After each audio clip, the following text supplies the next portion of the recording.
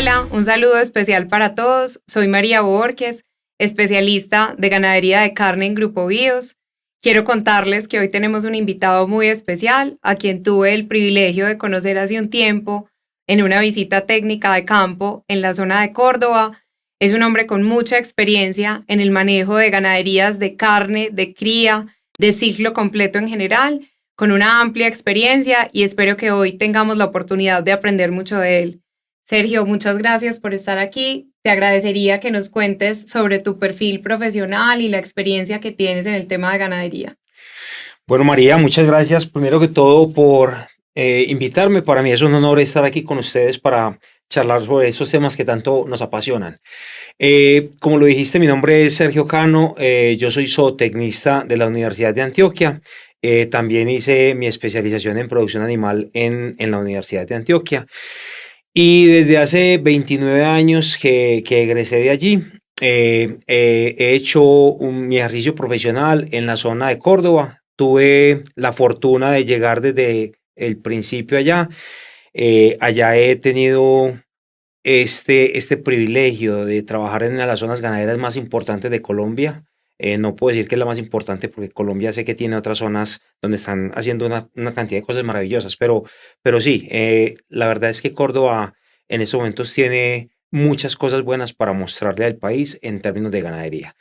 Y me he especializado mucho en el tema de ciclo completo, como lo mencionaste, cría, levanta y ceba, porque ha sido una gran coincidencia que con las empresas que he trabajado han tenido todo este ciclo completo. Sergio, yo quisiera iniciar esta conversación preguntándote, ¿tú qué piensas? ¿Por qué Colombia, siendo un país con una vocación ganadera tan fuerte, no logra ser más productiva? ¿Por qué no tenemos mejores indicadores teniendo esa vocación? Bueno, María, es un tema bastante amplio donde tenemos muchas cosas para mejorar y, y debemos más bien como recordar qué es lo ideal en este caso antes de hablar qué nos está pasando. Lo ideal sería que nosotros, la hembra, que va a ser la futura madre, le hiciéramos desde el momento en que se desteta un levante o lo que podemos llamar también una recría, eh, con muy buenas condiciones de alimentación, nutrición y manejo, ¿correcto? Quisiéramos que esta hembra que tiene unos altos niveles de demanda de proteína, quisiera que esa hembra le pudiéramos llenar esos requerimientos. ¿Para qué? Para que la preñemos a los 22 o 24 meses en su momento, que es lo ideal, y que ella esté dando su primera cría a los 31, 32 o 34 meses. Eso es dentro de los parámetros ideales, y que esta hembra luego destete un buen ternero y que cuando lo destete ya esta hembra que tuvo su primer parto esté preñada. Vuelvo y repito, es el parámetro ideal, ¿cierto? Vámonos a lo que nos está pasando. Nosotros estamos destetando nuestras hembras, que son las futuras productoras de terneros, y las estamos poniendo a comer muy mal. Y no nos estamos dando cuenta que esa demanda de proteína, que desafortunadamente nuestros pastos tropicales le están dando el 50 o el 60% del requerimiento de proteína, nosotros se lo tenemos que terminar de completar con algún suplemento proteico, ¿cierto? Desafortunadamente a veces en las fincas no sabemos ni siquiera qué pasto le estamos dando, qué contenido de proteína tiene el pasto que le estamos suministrando, y así esperamos que esta hembra se nos desempeñe bien. Por lo tanto, a veces nos sucede que la hembra la logramos llevar al peso ideal de preñarla, pero sus órganos, sus ovarios no están desarrollados porque no siempre van a la par, ¿cierto? Toda esa nutrición y alimentación debe ir manejada para que el animal gane peso, pero asimismo vaya desarrollándose muy bien su tracto reproductivo. Es decir, Sergio, si retomáramos el ciclo desde el inicio, entonces la primera tarea que deberíamos hacer es lograr llevar esa hembra a una correcta edad y peso de servicio para que tenga su primer parto. Mencionabas más o menos entre los 28 y 30 meses. No, preñarla entre 22 y 24 meses y que para que el primer parto sea 31, 33, 34 meses. Recordemos que hoy el indicador en Colombia está más o menos de intervalos entre parto entre 500 y 700 días. Sí. Lo que claramente quiere decir que nosotros nos estamos tardando mucho tiempo en lograr preñar nuevamente esa hembra. Casi que estamos destetando a los 8 o 9 meses con las hembras vacías y empezando ese trabajo de una forma muy tardía. Sí, es correcto. Incluso podemos agregarle a ese parámetro que tú acabaste de decir. La hembra está teniendo su primera cría a los 40 meses de edad, ¿cierto? Todo esto nos está generando un atraso total. Y a eso le podemos sumar, o le debemos sumar, que la hembra nosotros la estamos preñando y luego nos estamos olvidando de ella. No le estamos dando tampoco una buena alimentación, no estamos acompañando a esta hembra con su condición corporal. Y en ese caso, a veces inclusive la sometemos a unas restricciones alimenticias, de nutrición, de agua, manejo en general, poca sombra. Estas hembras que están empezando a desarrollar un ternero en su vientre, también a su vez está viéndose afectado el desarrollo de ese ternero para la vida futura, ¿cierto? Entonces, todas estas restricciones que estamos teniendo en la vaca preñada o en la novilla preñada, no solamente afectan para que esta vaca se pueda preñar más adelante nuevamente de la manera más rápida y poder tener un intervalo entre partos ideal de 420 días, máximo 450 días, sino que ella pare en baja condición corporal, le va a dar muy poca leche al ternero. Así es. El calostro va a ser de mala calidad, por lo tanto ese ternero no va a tener una buena sanidad, se nos va a enfermar fácilmente el ternero o ternera. Todo eso se va sumando y va generando que los parámetros de productividad en un hato de cría cada vez sean más malos. Sergio, cuando pensamos entonces en ese manejo predestete, entonces tenemos una hembra que viene, digamos, castigada en condición corporal, en manejo y en el tema sanitario, tiene el reto de destetar una cría que ojalá fuera una cría pesada y en buenas condiciones de salud, sí. Pero nuevamente cuando hacemos la revisión del indicador nacional, encontramos que los destetes en Colombia son livianos, destetamos animales más o menos de 160, 170 kilos, de 8 o 9 meses. Correcto. Es decir, nos está faltando mucho en hacer la tarea correctamente con la hembra y que además entonces eso se ve reflejado en la cría. Nos demoramos mucho en preñar, pero aún así esa hembra no está en una condición adecuada para destetar animales más pesados. ¿Qué has visto tú en términos de manejo de esas crías para que ese impacto del destete sea menos negativo? Mira, yo me he dado cuenta que una de las cosas que uno puede hacer en finca sin unos costos muy altos es en el manejo de ese ternero lactante, el crib grazing. El crib grazing, para decirlo en términos cortos, es permitir que el ternero cruce al potrero siguiente que estaba en descanso, donde él va a tener la oportunidad de despuntar ese pasto, ¿cierto? Eso es una especie de alimentación adicional para el ternero. Que eso, perdón Sergio, ahí estaríamos hablando de terneros que ya han hecho esa transición de lactante a rumiante y que deben estar más o menos en el mes 7. No, incluso los terneros después de los 90 días o en el peor de los casos a los 120 días empiezan ya en esa transición a ser rumiantes, ¿cierto? De una manera muy, muy, muy precaria, pero ya ellos empiezan ahí, exacto. ¿cierto? Primero más dependientes de leche, sin embargo se va haciendo como una incorporación progresiva. Correcto. Sí, entonces, ahora bien, si nosotros queremos que ese rumen de ese ternero lactante se desarrolle más rápido, hay otra manera muy interesante que veo yo que ya se está implementando y es el crib feeding. El crib feeding es una actividad muy sencilla que se puede hacer en los potreros de la finca. No hay que llevar el ganado al corral, no hay que hacer unas instalaciones especiales. Simplemente en el mismo potrero donde están las vacas con sus crías se hace un pequeño encierro para que el ternero entre solamente él a consumir el alimento que le queremos entregar, y la vaca va a estar acompañando al ternero. Pues no, la vaca no va a entrar, pero la vaca va a estar cerca para que el ternero se sienta con confianza.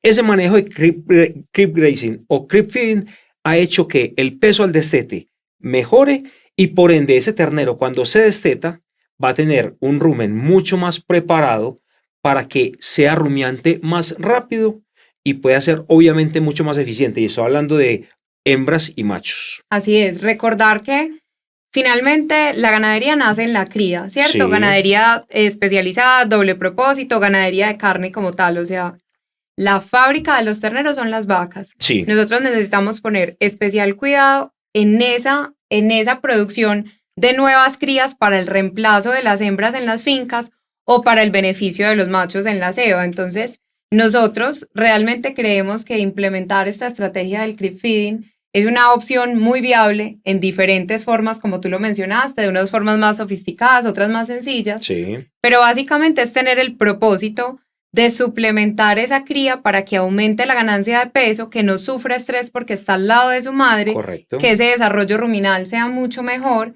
y que en el momento en el que hacemos el destete, entonces tengamos un animal más fuerte y más preparado para afrontar esa etapa siguiente. Adicional a esto, la inclusión de minerales que es tan importante para el fortalecimiento del sistema inmune. Totalmente, María.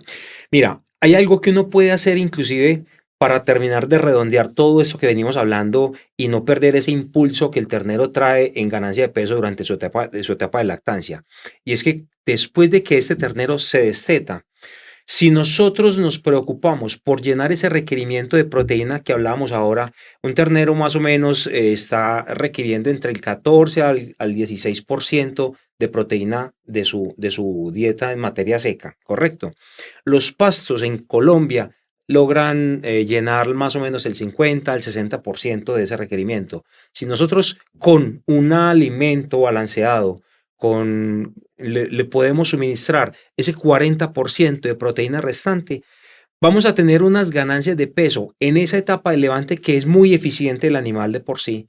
Vamos a ser mucho más eficientes en general, vamos a poder llevar esa hembra a preñarla rápido con su tracto reproductivo muy bien conformado y vamos a poder tener unos terneros que van a ser destinados a la ceba con una mejor preparación en su sistema musculoesquelético, en su sistema, en la preparación de las células adiposas para que ese ternero sea mucho mejor eficiente al momento de el marmoreo en el depósito de grasa. Todo eso viene desde el momento de la lactancia y luego en el levante, que todo eso lo hagamos muy conscientes de que debemos ayudar con una suplementación. Sergio, recordemos también, ya que mencionas la etapa de la ceba, que realmente en Colombia los parámetros están muy alejados del ideal, ¿cierto? Nosotros, sí, cuando se hace la revisión de las edades al beneficio, encontramos edades cercanas a 40 meses, 36, 38. Eso quiere decir que tenemos una oportunidad de mejora muy grande, que ya hablamos que en el tema del pre y post destete hay una oportunidad grande que podemos aprovechar, sí, con temas como el creep feeding, hacer una suplementación como tú la mencionas, con algo de energía o proteína, un sí, proteico energético que ayude a sostener esas ganancias. Y la finalización, que es una etapa también que hemos descuidado, y es que tratar de tener unos animales con un biotipo para carne que nos permitan también acortar ese ciclo y entregar unos animales de mejor calidad al consumidor final, ¿cierto? Sí, María, mira, aquí en Colombia tenemos un pequeño inconveniente que simplemente debemos aprender a manejarlo, y es que tenemos unos inviernos y unos veranos muy fuertes. Los animales que cebamos, desafortunadamente, llegan a las etapas de invierno donde tienen muy buenas ganancias de peso. Cuando llega el verano, como no nos preparamos con comida para el verano, entonces esos animales en verano, al que mejor le va, no gana peso.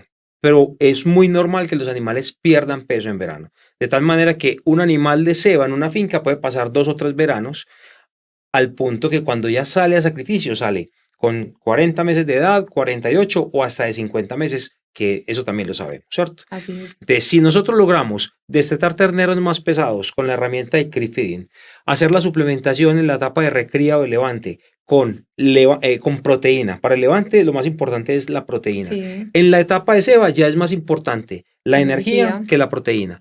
Si nosotros aprendemos a conocer nuestras fincas, saber qué pastos tenemos, qué deficiencias tenemos con los pastos y poder saber qué debemos darle para completar en la dieta la proteína o la energía, vamos a ser mucho más eficientes y vamos a poder sacar al mercado unas canales o unas carnes que van a ser mucho más palatables, gustosas, con mejor marmoreo y obviamente con mayor terneza. Eso es finalmente lo que buscamos en la ganadería. Ese debería ser el propósito de Correcto. todos los productores en el país, entregar un producto de calidad con todas las cosas que acabas de mencionar. Entonces, para redondear este mensaje de esta parte inicial de la conversación, yo quisiera encerrarlo todo diciendo que tenemos una oportunidad bien importante de mejorar los indicadores de la ganadería, implementando temas sanitarios, de manejo y de suplementaciones estratégicas que aplicándolas bajo el conocimiento de la pastura como el primer recurso nutricional que tenemos en las fincas, pueden ayudarnos a tener ciclos mucho más eficientes y a tener una mayor rotación del inventario en las fincas, que al final se traduce en flujo de caja y mayor retorno a la inversión. Totalmente. Ahí es donde tu experiencia cobra mucho valor, Sergio, del manejo de las fincas como empresas, ¿cierto? De empezar a medir indicadores, de hacer seguimiento y de siempre estar pensando en cómo mejorar. Yo creo que hemos mencionado los aspectos en los que tenemos oportunidades de mejora, pero si hablamos de las cosas que estamos haciendo bien en ganadería actualmente en el país, ¿tú qué pensarías? ¿Qué crees que sí estamos haciendo correctamente? Bueno, mira, debemos empezar a resaltar de todas estas cosas buenas es, primero que todo, la monta estacional, sea con toro o simplemente con IATF, ¿cierto? Lo llamamos igual. Sí. Esto nos ayuda a que las vacas paran siempre en las épocas ideales del año, buscando la supervivencia del ternero. Así es. En primer lugar. En segundo lugar, nos da oportunidad de utilizar genética sobresaliente para nosotros hacer a su vez un buen mejoramiento de toda la calidad genética de nuestro hato. En segundo lugar, veo que se está trabajando mucho sobre el tema sanitario. Antes no se veía que ningún hato vacunara contra enfermedades reproductivas. Así es. Ahora veo que se lo están tomando muy en serio. Obviamente la mineralización, cada vez la gente se concientiza de no usar tanto la sal de mar y empezar a utilizar sal mineralizada. Y en último lugar, yo diría que el manejo del pastoreo en cada finca también se ha venido especializando. Las rotaciones, cada vez los días de pastoreo sí, los días de pastoreo son menores y se respeta los días de descanso. El pasto ya no lo estamos comiendo con el ganado en un punto ideal, ya no es tanto por edad, sino por altura. Todo ese tipo de modificaciones han ayudado que en general la ganadería de cría, la de levante y la de ceba vaya mejorando. Yo me atrevería a decir que todo eso que acabas de mencionar es como profesionalizar el ejercicio, ¿cierto? Sí. Estamos integrando entonces personas con mucho conocimiento como asesores externos de las ganaderías. Ahora hay una parte administrativa que hace años no existía, Sí, correcto. Contabilidad para ganadería, la integración de los software también. Sí. Yo creo que tenemos todavía muchos vacíos y muchas oportunidades de mejora, pero al menos hay un cambio que es bastante evidente en ese tema de que las ganaderías son empresas y como tal deberían tener una eficiencia productiva que nos permita ser sostenibles a lo largo del tiempo en el negocio. Sí, eso es fundamental para todos los que trabajamos en el agro. Sí. Sergio, el punto final de toda esa cadena de productividad de la ganadería de carne, de producción más bien, es el consumidor final. ¿Cómo ves tú la posición del consumidor final respecto a la proteína de origen animal, específicamente de la carne de res? ¿Qué crees tú que hoy le interesa al consumidor? Y si ese interés además está ligado a lo que el ganadero tiene hoy en su cabeza o a dónde quiere apuntar en un futuro, ¿cierto? ¿Será que llegamos a un punto donde nos juntamos ambos, consumidor y productor, como para alinear la expectativa? Pues María, mira, yo quiero responderte eso apoyándome mucho y resaltando algo que acabaste de decir muy importante. Es indudable que las fincas las tenemos que empezar a manejar como empresas ganaderas y eso inmediatamente va a generar también una sinergia para que todo lo que hay y sale de esas fincas sea un producto de mejor calidad que se pueda vender mucho mejor en el mercado, porque obviamente si veo que hay consumidores que están dispuestos a pagar más por una carne de mejor de mejor sabor, de mejor terneza, de mayor marmoreo, y esto va a ser algo que va a servir para tanto el productor como para el consumidor final, ¿cierto? Así que definitivamente existen nichos que quieren carne de buena calidad y que no importa si tienen que pagar más por ella. Y en la medida en la que esos nichos se vayan fortaleciendo, entonces ese eslabón final, que es el consumidor, seguramente va a ser la atracción necesaria para que entonces el productor se vea llamado a ser más eficiente, a entregar animales que tengan un ciclo productivo mucho más corto, que eso pues es un indicador que lo acabas de mencionar en temas de terneza, de mejor calidad de carne, que para el transformador también tiene unos beneficios en temas de cobertura grasa de la canal cuando ha sido bien manejado el animal en temas de suplementación, en rendimientos y pues esas escalas de bonificación en las que algún día esperamos llegar a través de las empresas que hacen la transformación para que el ganadero también se vea motivado a entrar a estos programas de mejoramiento. Sí, María, y yo quiero agregar algo ahí. No podemos dejar de lado que para poder también obtener una carne de buena calidad y entregárselo a ese consumidor final, también en los centros de producción debemos empezar a manejar un tema que también es súper importante y hoy en día ha cobrado mucha relevancia, y es el bienestar animal. En la medida que nosotros también en las fincas aprendamos a que los animales son seres vivos que sienten y que le debemos dar un mejor trato, eso va a redundar en una mejor calidad de carne, y que al Sí. final, cuando el animal lo estemos montando gordo al camión, con destino al frigorífico, si ese trabajo de embarque se hace con una técnica de bienestar animal, esos animales van a llegar al frigorífico con una mejor condición, y a la vez eso va a generar una mejor calidad de terneza, gustosidad, pH, todo lo demás. Es súper importante eso y es pensar que el bienestar animal, que además es una palabra muy de moda, Sí. no solamente debería estar enfocado al tema del animal como tal, ¿cierto? De garantizar eso que para nosotros Ujú. es una responsabilidad desde el ejercicio profesional, sino que el llamado también es a los ganaderos y a los productores, y es decir, bienestar animal también es un tema económico. Un animal que no está estresado está ganando más peso, Sí. una hembra que está próxima a servicio, que no sufra estrés, que tenga buena sombra, disponibilidad de agua y de alimento, es una hembra que seguramente va a tener una oportunidad de tener entonces ese servicio efectivo y quedar preñada. Bienestar animal para nosotros, los que estamos involucrados en el tema de la producción en las fincas, también es un tema de rentabilidad. Qué bueno girar un poquito esa mirada y verlo como un todo, ¿cierto? Sí, María, mira, el bienestar animal impacta en toda la cadena, ¿cierto? En cría, levante y ceba y en todos los procesos. Para un dato importante que quisiera dejar aquí, aquellas personas que les gusta mucho preguntar por una carne madurada cuando llega a un restaurante, deben saber que un animal que sufrió estrés antes de morir, es una carne que no va a tener una maduración, y fácilmente esa canal, en vez de madurarse, puede dañarse o podrirse en el frigorífico o en el sitio donde esté.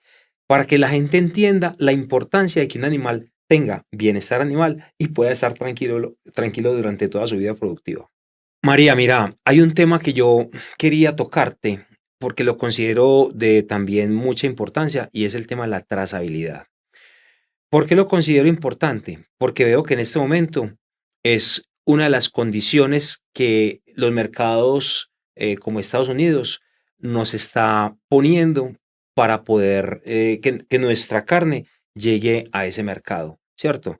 Definitivamente ellos vienen haciendo mucho énfasis en que nos falta trazabilidad, y es ahí donde también tenemos una oportunidad de mejora en nuestros datos de ceba.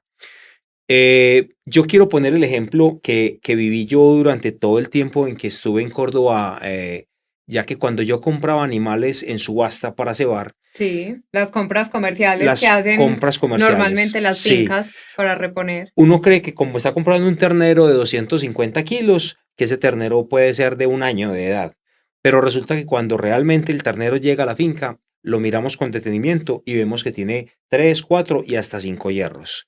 Eso de una vez lo pone a uno a pensar, ¿será que ese ternero ya lleva tanto tiempo viajando de finca en finca que puede tener mucha más edad de la que pensamos. Y efectivamente, cuando los animales estos que cebamos y los sacamos gordos de 520 o de 540 kilos, les hacen la medición, Cronometría la cronometría dentaria. dentaria, encuentran que son animales de 40, 45, 50 meses de edad, ¿correcto?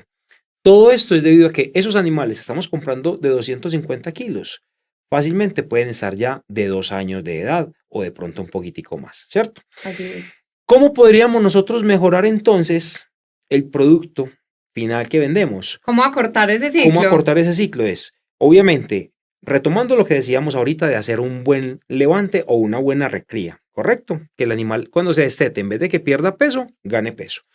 Pero a la vez, ojalá pudiéramos tener un sistema en Colombia, como ya lo hay en Argentina y en Brasil, que cuando yo compre ese ternero, tenga la identificación del mismo y pueda saber de qué finca viene o de qué otras fincas, por qué fincas ha pasado este animal, qué edad tiene, ¿cierto? La fecha de nacimiento. Sí, claro. Y en base a eso, yo puedo enfocarme a que ese animal, si es un animal muy joven, yo le pueda dar el manejo ideal para que cuando ya esté gordo, la edad de él realmente sea de 30, 32, 34 meses, ¿cierto? En ese momento, estoy seguro que ese producto y esa carne va a ser de una mejor jugosidad, de mejor sabor y de mayor terneza. Por lo tanto, el consumidor final se va a deleitar con una buena pieza de carne. Sergio, y eso tiene tantos análisis cuando uno piensa en el tema de trazabilidad, que el primero es el que tú mencionas, el manejo productivo, ¿cierto? Cuando yo sé mis compras comerciales, qué edad tienen, entonces puedo saber realmente cuánto me falta a mí para terminar ese ciclo en meses, ¿cierto? Pero Sí, además, hoy en día los consumidores quieren saber de dónde viene su producto final, esta carne que yo estoy comprando, dónde fue producida, en qué zona del país, qué trato tuvo ese animal. Entonces también hay un impacto importante en el tema de consumo. sí.